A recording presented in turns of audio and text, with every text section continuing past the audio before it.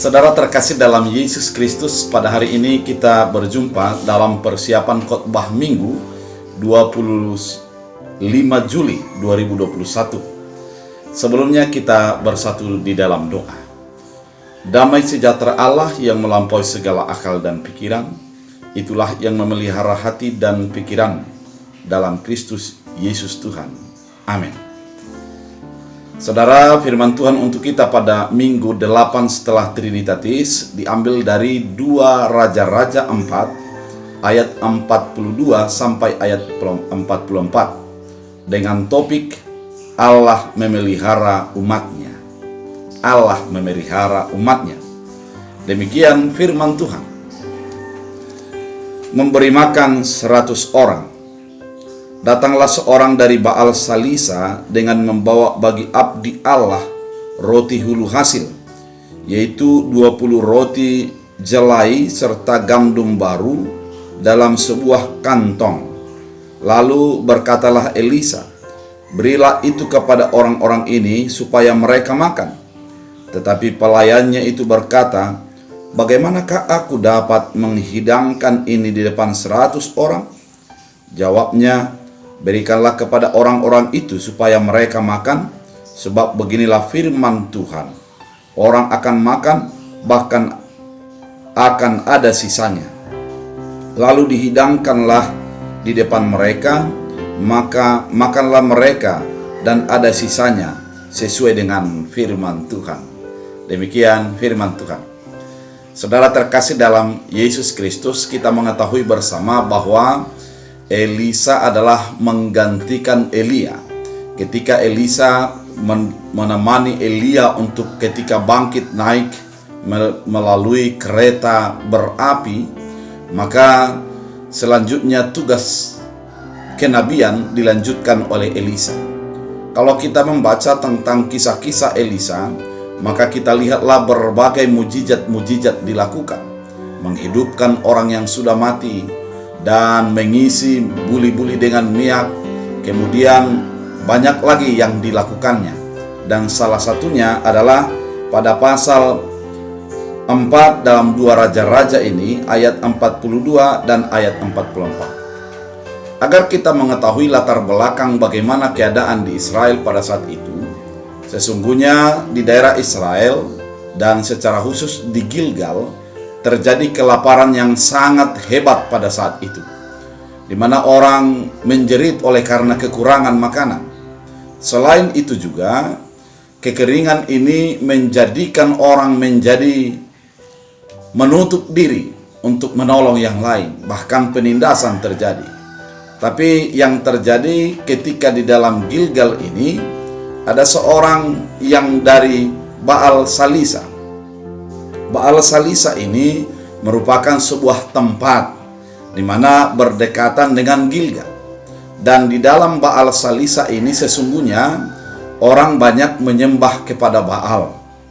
Orang banyak menyembah kepada dewa-dewa. Namun ada seorang, tidak disebutkan namanya, yang datang dari Baal Salisa memberikan persembahan yang dikatakan adalah persembahan hulu hasil. Persembahan hulu hasil sesungguhnya diberikan kepada abdi Allah. Kita bisa baca dalam kitab Bilangan 18 ayat 13. Hulu hasil dari segala yang tumbuh di tanahnya yang dipersembahkan mereka kepada Tuhan adalah juga bagianmu. Setiap orang yang tahir dari seisi rumahmu boleh memakannya. Jadi hulu hasil itu bagian daripada imam, bagian daripada orang-orang yang kudus. Dan juga kita bisa bandingkan pada Ulangan 18 ayat 4 sampai ayat 5. Dan ketika kita membaca di dalam Ulangan 18 ayat 13 dan ulangan itu, Elisa sesungguhnya bisa saja mengambil seluruh dari apa yang dipersembahkan oleh seorang dari Baal Salisa tersebut. Namun yang dilakukannya adalah dia berbagi. Dia mengatakan kepada yang menemaninya, pelayannya, dia mengatakan bagikan kepada orang-orang ini. Ternyata dihitung adalah 100 orang. Padahal roti yang diberikan adalah yaitu 20 roti jelai serta gandum baru dalam sebuah kantong. Artinya kalau dibanding dengan jumlah yang ada dengan jumlah yang memakan, maka otomatis kurang makanan yang diberikan oleh seorang dari Baal Salisa tersebut. Namun selanjutnya adalah yang terjadi, dikatakan oleh Elisa, demikianlah firman Tuhan, bagikanlah, maka akan ada sisanya. Kalimat ini menjadi sebuah penekanan bahwa demikianlah firman Tuhan. Ternyata apa yang dikatakan oleh Elisa tersebut merupakan daripada firman Tuhan, bukan daripada akalnya, bukan daripada hanya keinginan pribadinya, namun daripada firman Allah. Dan yang menjadi lebih indah adalah ketika hambanya itu mendengar kalimat yang dikatakan demikianlah firman Tuhan, maka dia melakukannya. Ketika dia melihat secara Elisa yang mengatakannya, dia tidak menjadi ragu, namun ketika mengetahui bahwa itu daripada firman Tuhan, maka ia memberikan kepada yang 100 orang. Kemudian setelah dibagikan, maka terjadilah mujizat tersebut, yang menjadi 20 jelai dan sekantong gandum tersebut cukup untuk 100 orang dan bahkan lebih. Sesuatu yang menjadi indah untuk dipahami di dalam khotbah hari Minggu tanggal 25 yang akan datang.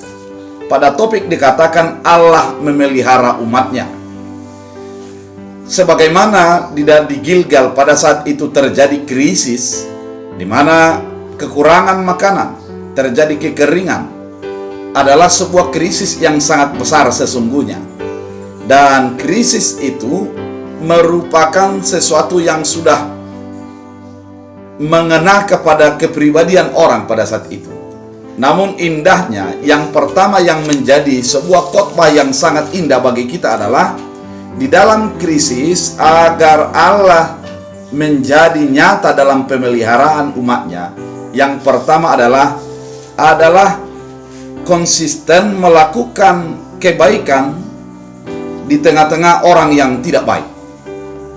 Konsisten melakukan kebaikan di tengah-tengah orang yang tidak baik. Itu yang pertama. Kalau kita mau menjadi melihat pemeliharaan Allah kepada umatnya, apabila ada orang yang konsisten melakukan kebaikan di tengah-tengah banyaknya orang yang tidak baik. Mengapa saya katakan demikian? Karena memang orang Baal Salisa adalah hidup di tengah-tengah orang yang tidak percaya kepada Allah. Namun, meskipun dia adalah orang yang di tengah-tengah orang yang tidak hidup di tengah-tengah orang yang tidak mengenal Allah, namun dia tetap mengingat kepada firman Allah untuk memberikan buah hasil daripada hulu hasil yang ada bagi dia. Artinya, dia tidak menjadi sama dengan orang di sekitarnya. Namun, apa yang menjadi firman Allah, apa yang menjadi dinyatakan pada kehendak Allah, itu yang dilakukannya. Ketika Allah mau melihat pemeliharaan di dalam krisis, seperti kehidupan kita pada saat ini, yang hidup dengan sebuah pandemi yang begitu berkepanjangan ini, agar menjadi kelihatan pemeliharaan Allah di tengah-tengah umatnya adalah, yang pertama, seberapa konsisten kita melakukan kebaikan ketika banyak orang tidak melakukan kebaikan.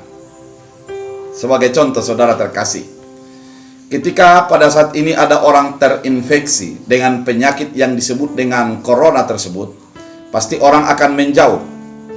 Kemudian orang tidak akan menjalin komunikasi. Bahkan sering yang terjadi adalah orang yang terkena tersebut merasa sendiri dan merasa terasingkan. Namun sesungguhnya ketika ada orang yang mampu untuk memahami, untuk mengerti, untuk mendampingi orang-orang yang demikian, sesungguhnya akan menjadi kelihatan pemeliharaan Allah. Ketika kita sebagai orang di dalam krisis, diperlukan menyalakan api di tengah-tengah kegelapan. Itulah lilin tersebut. Yaitu lilin yang kecil ketika kita nyalakan akan menyirnakan sedikit kegelapan. Namun ketika lilin kecil ini dibagikan kepada lilin-lilin yang lain, lilin kecil tidak akan berkurang apinya, namun lilin yang lain akan menyala dan akan menerangi ruangan lebih menyala lagi. Demikianlah kehidupan orang percaya ketika mampu konsisten melakukan kebaikan di tengah-tengah orang yang tidak baik. Saudara terkasih dalam Kristus Yesus, pada kehidupan krisis, inilah yang kita pelajari daripada orang yang tidak disebut namanya yang berasal dari Baal Salisa tersebut. Yang kedua adalah ketika niat untuk berbagi dalam masa krisis. Harus dibangkitkan niat untuk berbagi. Seorang yang dari Baal Salisa pasti dia mengetahui bahwa krisis ada dalam kehidupannya. Namun ketika dia mengingat firman Tuhan untuk memberikan hasil hulu hasil, dia memberikan meskipun dalam suasana krisis. Dia tidak mengingat nanti kalau sudah saya berikan maka akan kurang kepada saya. Bukankah yang menjadi banyak dalam kehidupan kita, kita menunggu agar banyak agar mampu memberi. Kita nunggu agar memiliki sesuatu sehingga kita memberikan ucapan syukur. Padahal sesungguhnya dengan apapun yang ada bagi kita, kita membagi kepada orang lain, pasti orang lain menjadi merasa tertolong.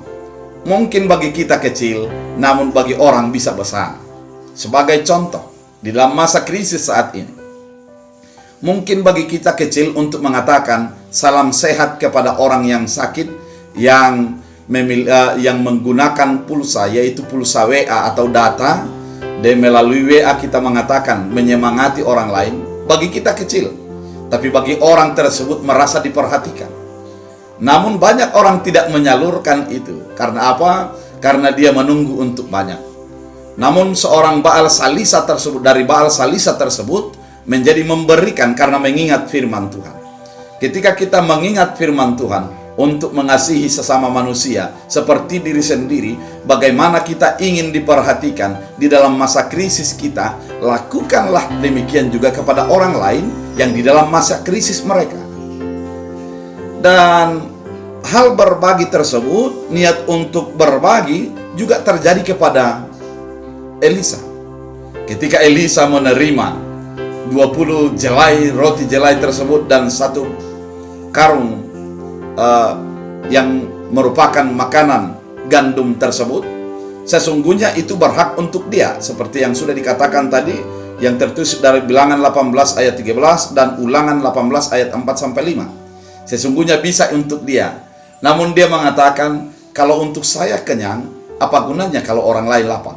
Namun dia mengatakan kepada yang ada di sekitarnya, yaitu hambanya itu, bagikan kepada mereka. Artinya di dalam kekurangannya dia mampu berbagi.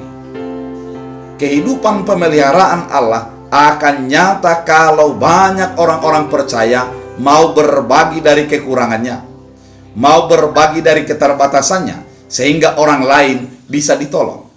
Apakah menjadi berkekurangan? Kalau dalam firman Tuhan pada saat ini, orang yang berbagi tersebut tidak akan berkekurangan. Kenapa? Ketika Elisa membagikan yang menjadi bagiannya itu, malah menjadi cukup untuk semua dan masih berlebih, masih bisa bersisa. Artinya masih ada untuk dia selanjutnya. Oleh karena itu, jangan menjadi khawatir untuk berbagi di dalam kekuranganmu. Kalau berbagi di dalam kekurangan itu membuktikan iman. Namun kalau berbagi dari kelebihan, itu membuang sisa-sisa dari hidup kita. Artinya karena kita tidak sanggup lagi untuk menampungnya, maka kita bagi. Sesungguhnya orang percaya adalah berbagi dari imannya. Dan yang menjadi selanjutnya, ketika kita menjadi orang yang menjadi melihat pemeliharaan Allah di tengah-tengah umatnya, adalah mau mendengar dan belajar dari firman Tuhan.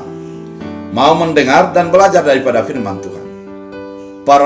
Seorang dari Baal Salisa itu karena sudah mempelajari firman Tuhan, kemudian dia melakukannya.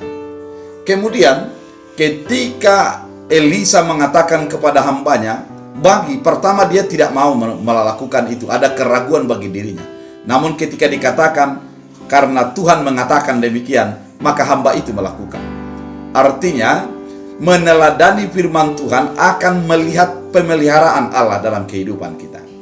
Dalam segala aspek kehidupan ini, ketika kita meneladani firman Tuhan dalam kehidupan kita, pastilah kebaikan yang terjadi, pastilah pemeliharaan Allah yang terjadi.